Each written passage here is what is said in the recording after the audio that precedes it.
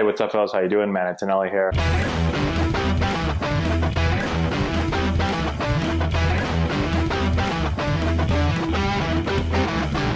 Hey, what's going on, guys? How we doing? Manny Antonelli here. So, as we get closer to the season now, we're about a month away, a little less than a month away. MLB is getting ready to crack down on this sign stealing scandal, this stuff, the ability to steal signs using technology. So they're getting ready to crack down on it, okay? And they have just notified clubs of what could be happening soon, okay? So it's not finalized, nothing is finalized, but clubs have started to get notified, okay? Tom Verducci of Sports Illustrated talked about what could be coming soon. Here's a couple of things. I want to go over kind of what looks like is going to happen, and then I've got some quotes from some different people, some general managers, some coaches about possibly what could be happening, okay? So, Major League Baseball is informing clubs about planned in-game protocols to bar non-uniform personnel from the clubhouse, close video rooms, turn off all live video feeds except for the replay review monitor, and crack down on the use of engineered substances or mixtures by pitchers specifically designed to create more spin, not just get a better grip. And all of these could face suspensions or firings if you do any of these, okay? So no final decision has been made by Major League Baseball again, okay? They're working right now, MLB is working with the Players Association to figure out exactly what is going to happen and what the protocols are going to be for opening day. And we're getting really close now. Like, we've got to hurry up and go because we're almost there. So here's Chris Young, part of the MLB. He said, "We're not as far apart with the Players Association as you might think. Angels manager Joe Maddon said it best. We need to return the game to being decided on the field rather than what's going on behind it." And I think this is a huge deal. First off, he said we're not that far away. Well, I hope not because, like I said, the season starts soon. But I think the biggest thing with all of this, and this is where baseball has really transitioned over the last, say, 10 years or so. Not even. Less than that, 5-6 years, okay? My last year playing was in 2013. My last year technically on a big league roster was 2010. My last year playing games, I was hurt all 2010. My last year playing games was 2008. When I was playing, there was like very, very, very little technology. The technology was before the game, you go on a little laptop that's sitting in the clubhouse. If you're on the road, if you're at home, you have a little computer room, not very sophisticated couple of computers. And you can, let's say we're facing Greg Maddux that day, okay? I go in, I can look at Greg Maddux, and I can look at what pitches he throws, and I can look at my past at-bats. But that was technology right there, okay? And then after I do that, okay, now I go and I get ready and I play the game. That's it. And then baseball transitioned to just technology everywhere, the video replay room, and you have players running every at bat. After your at bat, you run down, you look at your bat, you come back. You've got iPads in the dugout. You got TVs everywhere. You got 1,000 shots of everything. You've got some teams have dedicated cameras for scouting, and the Astros have a camera staring right at the catcher, and you've got all this technology and you've got front offices coming up with algorithms for, like Codebreaker for the Astros. And you have other teams. This wasn't just their team. You have other teams coming up with these algorithms for things. And the game went from let's let the players decide the outcome on the field to who's using technology better, who has smarter people, who has better algorithms, who can cheat better, right? You have all this stuff now. And I think ultimately, just like Joe Maddon said, we need to get back to having the players on the field between the lines decide the outcome. And then obviously, yes, the coaches on the bench and the manager.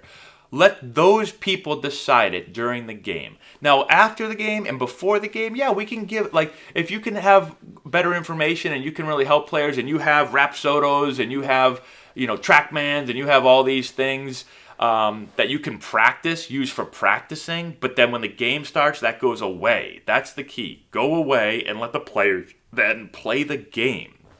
That's what the game needs to get back to. So I really do agree there with Joe Maddon. Okay, here's a couple of other things. Access to the dugout and clubhouse during the game will be limited to players, 7 coaches, and necessary interpreters and trainers. The measure will be seriously policed by an increase in MLB security agents, according to one staff member. Under the proposal, front office staff members are banned from the clubhouse during games. So here's a GM of a major league team talking about what Joe Torre said, okay? He said, Joe looked right at me and my manager and said, if your team does not comply, you're gone and you're gone, pointing to each of them, okay? What does that mean? Gone for a game, a week, gone for eternity? I don't know exactly what that means. I'm sure that's what they're trying to figure out right now. What are the suspensions going to be? What are the punishments going to be? All right, so I'm sure they're working on that right now. But essentially it means you're gone for some time. Manager, GM, see you later. Now, here's another thing that they mentioned in the article. They say, in the most extreme measure, all clubhouse televisions will be turned off during games in addition to the video room, as well as a ban against players using their phones during games. It says trainers are allowed to carry phones for medical emergency only. One possible allowance, according to several sources, would be to permit one television in the training room that carries the game broadcast, but it's going to be on an 8-second delay. I know I watch MLB Now a lot. They've referred to this kind of like as Amish baseball, where all technology goes away, no more TVs, nothing. Just when the game starts, no video room, no anything. Turn everything off. If the manager wants to replay a call, well, he's got to figure it out by watching the play. All right, and I think that's fine. Right, like I don't think we need to go and watch super slow mo and be like, okay, was the outer safe there? Oh, he's this much outer safe when we slow it down. So okay, we're gonna review. Right, you always have the manager just slowing the game down. You get the manager, right? You see a play happen, and now they flash the manager, and he's always like this. He's like telling the umpire, hold on, I'm waiting to hear. You got another guy calling somebody upstairs, looking at a video. Do we want to replay? Okay, let's do it. Right? Like, I think just watch it. Oh man, he's safe there. That's a bad call by the umpire. Review it, right? Give him a flag, throw it out there. No, they do this thing right here. Yep, this thing. Okay, that's fine. But it should be quick. You watch it, boom, go. I'm for that. I don't think we need to involve TVs in calling people and all this stuff. So I think it's a good idea. Let's see, what else? Oh, now here's the other thing. So we have all that stuff, technology and that use. But then the other big issue is the substance that pitchers are using stuff to create more spin. Or at least some people are being accused of this, some pitchers. And Trevor Bauer has come out a lot and talked about this, if you guys have seen. He talked about how, you can use different types of grip to really increase spin rate on your fastball, or on anything, on your breaking ball and your fastball. And increasing spin rate is going to really increase your performance. So if you're a pitcher that throws hard, but you're able to create more spin on the ball, that means the ball is going to stay up longer. So in baseball, they've always talked about, this guy's got a rising fastball. Feels like his ball just rises at the end, okay? Well, what happens is he throws a ball that spins more. And when the ball spins more, it defies gravity. It's not going to go down. It's going to stay up. So where everyone else's fastball is slightly going down because of gravity, your fastball's staying up longer. Because it's defying gravity, it's spinning faster. And so that ball to the hitter gives the hitter it's an illusion that the ball's actually coming up when it's just staying straight longer, okay? With a breaking ball, if you're able to create more spin on it, well, you'll be able to throw the ball and have it break more. So guys that can throw breaking balls with more spin get more strikeouts and lower opponent batting averages because it's just harder to hit. The ball's spinning faster, breaking more, okay? So it's a big advantage. And some teams are being accused of using substances to create better spin on the ball, or more spin on the ball, okay? Now, it's against the rules to use substances. You've probably seen, right, who was it? Michael Pineda had a couple of years ago, I think, had like a big glob of like pine tar or something on his neck, and, he got tossed out. And you see pitchers get tossed sometimes for this. But there are a lot of pitchers. I would say most pitchers use something. A lot of pitchers use rosin. They'll put rosin. If you've seen a rosin bag behind the pitcher's mound, it's like, I don't know how you would describe it. It's kind of like this chalky type material. So a lot of pitchers will put sunscreen on their arm and then rosin, and that combination makes it a little sticky. And so sometimes you'll see pitchers, they'll have kind of like, their arm will look really white. It looks like it has sunscreen. You'll see them a lot kind of go into their arm. This is something that not all pitchers, a lot of pitchers do. And people a lot of the times will say like, why aren't they getting tossed for that? Because it's one of those things where that is used more to just get a little bit better of a grip. It's not so much to create better spin or more spin, it's just to get a grip. Sometimes Major League Baseballs can be really slick. I noticed this right away when I played in the major leagues. I remember I made, you guys have probably seen it. If you haven't seen it, just go type in, what was the title of it? My Horrible Throw Against the Brewers or something like that. So I threw a ball away against the Brewers. And I also almost threw a ball away on another ground ball. I got an error. I made 2 errors in the major leagues, and they were both throwing errors. One thing I noticed with the major league ball, the seams are much smaller on a major league ball than they are on any other ball that I played with in the minor leagues or before that. And the ball's slick. Like the ball just slips out of your hand. It takes a little bit to get to literally get a grip on it and to learn kind of how to grip it and how to throw it. And so pitchers, right? A lot of times pitchers will say, I can't get my breaking ball going because the ball feels like it's slick. Especially in the playoffs. I remember, I think it was the 2017 playoffs. Pitchers were complaining about the slickness of the ball, right? And so nobody complains. Like, even though it says you can't use foreign substances, a lot of pitchers use it, and no one says anything, and the umpire's not going to throw a guy out because he has some sunscreen with a little bit of rosin, okay?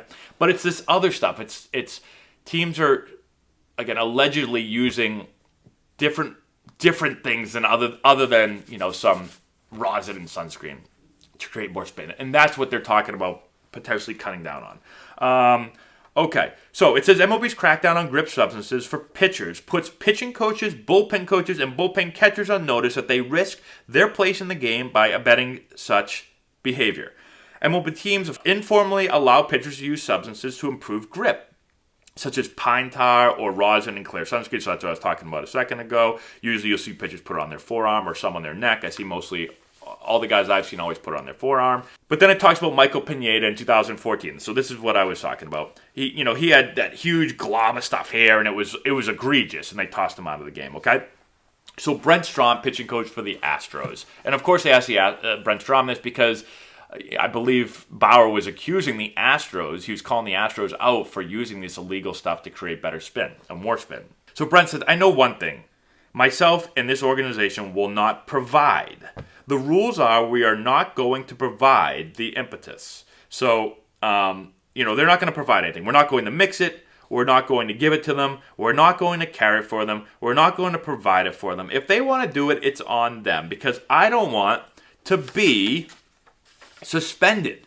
Our bullpen catcher doesn't want to be suspended. Our bullpen coach doesn't want to be suspended. And that's what my meeting was with them today. I told them that's our take on it, okay? So he says, hey, I ain't giving you guys anything. I ain't going to make anything. I ain't going to tell you, this will help you get some, more spin on your fastball or more spin on your breaking ball. If they're going to go out there and they're going to, secretly concoct it in their, hotel room, that's what they're going to do. But I ain't doing that stuff for them. And again, the Astros, so here's an interesting thing. So it says they generated a lot of buzz for this because they've been known as the kings of spin. So in 2016, Houston pitchers ranked 8th in average spin rate. But since then, they led the majors in average spin rate for 3 consecutive years. Houston pitchers average 133 RPMs more than the major league average over those 3 years, or 6% higher than average. Now, this could be for a couple of reasons. One, maybe they are using something. But also, I would say back when I was playing, and even before that, a lot of the game was like sink the ball, get movement, hit the corners. Lately, it's been four-seam, throw the ball up, use the middle of the plate, work north-south, not so much east-west. Create more backspin. I've read stuff on the Astros really practicing, using Rapsodo, which measures spin, working on keeping your fingers behind the ball long to try to create behind the ball longer to create more spin. And so they work on this stuff. So it could just be that. It could be throwing less sinkers and throwing more four-seam fastballs and really working on it. You've seen Garrett Cole. He was with Pittsburgh before. Pittsburgh wanted him to throw sinkers. They wanted him to work the corners. He got over to Houston. They're like, no, we're not going to do that. We're going to throw four-seamers up in the zone. We're going to spin the hell out of it. You throw 98 miles an hour, we're going to blow it by people. And that's what happened. So it could be that. It could not be substances. Okay, here's some more from Brent Strom. It says, our organization never went to an outside chemist, never went to get like certain percentages of sticky stuff. Pine tar was used? Yes, it was, okay? It's been used for the last 50 years and hitters don't complain. If you hang a 2800 Revolution curveball as opposed to a 2600, they're going to hit it anyway. But MLB Chris Young indicated that the balls are slippery. He actually said that. The thing we need to be cognizant of is that it can't be pinata-like, okay? So I can't just put a glob of stuff right here on my neck. When I watch Major League pitchers, I know are using it. I can't tell where they get it. And there's others that it's so blatant it's ridiculous. And then, Strom talks about the slickness of the balls. I've already kind of covered all that stuff. So that is what we have. So we have a bunch of things that are going to probably be announced at some point, I would assume, over the next couple of weeks, because we got to get ready for the season, okay? So are we going to go to no technology at all? Are we going to go to some form of just a modified, yeah, you can use a little bit, but, we're going to shut down certain areas. We're not going to allow front office people in the clubhouse. It's going to be interesting. And then for pitchers, what are we going to do as far as pine tar? It sounds like some things are still going to be allowed. I don't know how you're going to decipher between what's allowed and what's not allowed, and how much is enough, but how much is not enough, or how much is too much, or it seems like a lot to figure out, but we'll see what happens. I'm assuming the suspensions, it'll probably be, if you get caught using this, it's not going to be just a couple of games. You're going to be in big trouble, all right? And that should hopefully keep people from wanting to do that. So that is all we have. Let me know in the comment section below what you guys think about this. If you have any good other ideas, what you think should happen. Should baseball go to no technology? Should we just say, who cares? Let's steal all the signs we want. Whoever can steal them the best wins. I think that's ridiculous, but let's see if anyone thinks that's a good idea too. Thanks for watching. I appreciate it. Hit the notification bell so you guys get notified every time we throw out a new video. Thank you to our patrons on Patreon for supporting the channel. And that is all we have. We will talk to you later.